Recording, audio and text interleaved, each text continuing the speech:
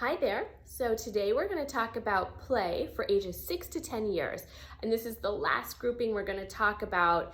So 6 to 10 years is elementary school age. We're going to talk, of course, about the social component, the fine and gross motor skills, cognitive, and then wrapping it all together in play. So socially, kids in elementary school, 6 to 10 years, are cooperative and less egocentric. It's a little bit less about me, how am I doing, but it's more of a collective group. Or if it's me still, they're still able to look at the collective, should they want to. And should you encourage that as well?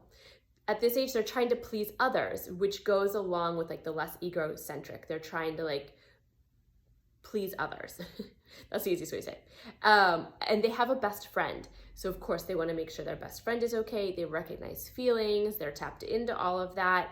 And they do have a best friend, and they can sometimes be part of cliques. And that can be positive if it's a group of great children. And that's where you as a grown-up or a caregiver has input about who they're hanging out with and talking to them about making good choices for friends and all of those things. At this age, kids tend to be less impulsive, and they're able to regulate their behavior. And this is where occupational therapy comes in. I do work with children who have a harder time with this, who have a harder time regulating their body. It usually has to do with heavy work and joint input and things that their body needs that they're not getting naturally. So that's why I would work with students around this age. Well, one of the many reasons, but a reason that I would work with a student at this age as an occupational therapist. But typically, kids in elementary school are able to self-regulate a bit better. And they have, going back to the relationship part, they have competitive relationships, and it might be friendly competition as well, but who's better at this, who can kick the ball farther, I can do this, what can you do? And it's a lot of sharing ideas or what you're doing in each other's home, like, oh, we do this game at home, what game do you do at home? And they're able to go back and forth. In regard to gross motor skill, 6 to 10 years old, they are running with speed and endurance. They're throwing or kicking a ball with accuracy and a long distance. So again, any sport games. But if you think about all the games that they're playing, up until 10 years when they're about to go to middle school, kids are really fit and strong and into dancing and gymnastics and karate and martial arts and all the ball sports too, and swimming. Swimming is a great one. Fine motor skills. Kids have great dexterity. My friend Emily, who is making these, she is younger and in this age group, and she is able to, tie string and cut things and so the older you get, the better your skills are with smaller things, right? So think about that. When you're small, you need to use things that are large because your hands aren't mature yet and they don't have the dexterity. And then as you get older, you can work with smaller and smaller things because your precision for fine motor skill is better. So along with precision, your motor planning. So motor planning means how your body is going to carry out an activity. And that can be kicking a ball. That can be taking a chair over to a wall to get up on the chair to find something that you need. I mean, that could be up on the kitchen counter or whatever it is too. That could be figuring out how am I gonna put all this string together, cut it, and then tie it together. That's precision, and that's motor planning, and that's executive functioning in your brain. It all goes together, body and brain. It's very exciting. That is fine motor. Cognitively, a child 6 to 10 years old in elementary school is able to abstract reason. They're able to perform mental operations that they don't need to physically try it. They can think through it. So they don't need the trial and error physically. They are able to cognitively think through that. They demonstrate flexibility with problem solving. We've talked about this a few times in a few of these other videos about flexibility and not rigidity. So this is where it starts to pay off, right? They're able to be more flexible with problem solving. Oh, something just doesn't have one answer or one way to play with it or things aren't black and white. They have a ton of different approaches that you can use. You can solve a problem many, many different ways, as grown-ups know. And sometimes this can be hard for grown-ups too, if we're not flexible of mind and need things more the same way. So continue to work on flexibility. It's clutch for life.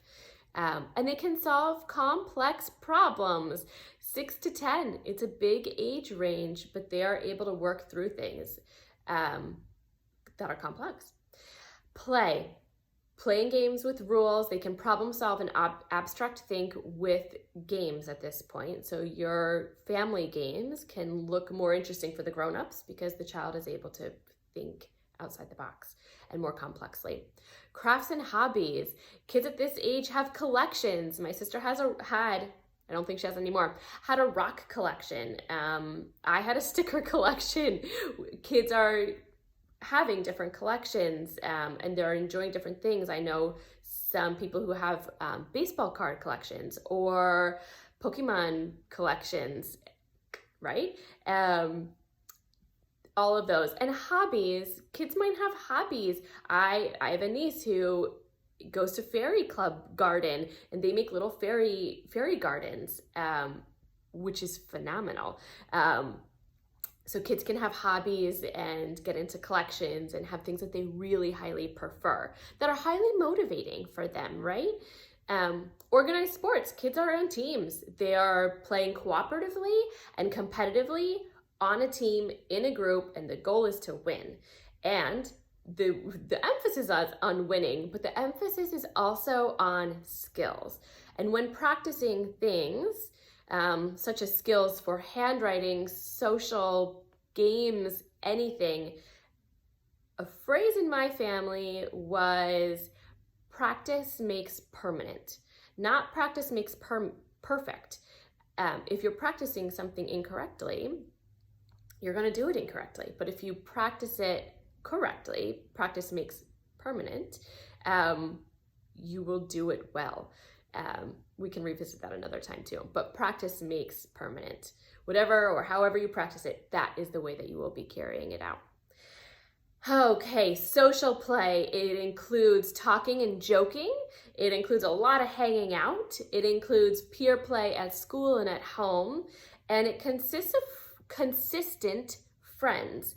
Again, all the kids that I know in this age group have a highly preferred either group or at least one person as a best friend, like we talked about the social stuff.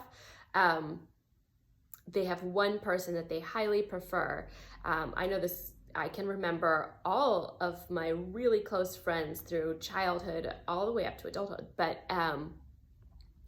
they have one person that's really their person, and a consistent smaller group of friends that they want to talk to, especially during COVID times, pandemic times. This can be a little bit trickier actually, but it's the person that your child wants to reach out over Zoom, or like maybe have a social distance play date, all of those things. Okay, guess what? We did it. That is all the play talk. Tomorrow we're going to do an activity and I can't wait to continue with you guys. All right, have fun, have a great day, and I'll talk to you tomorrow.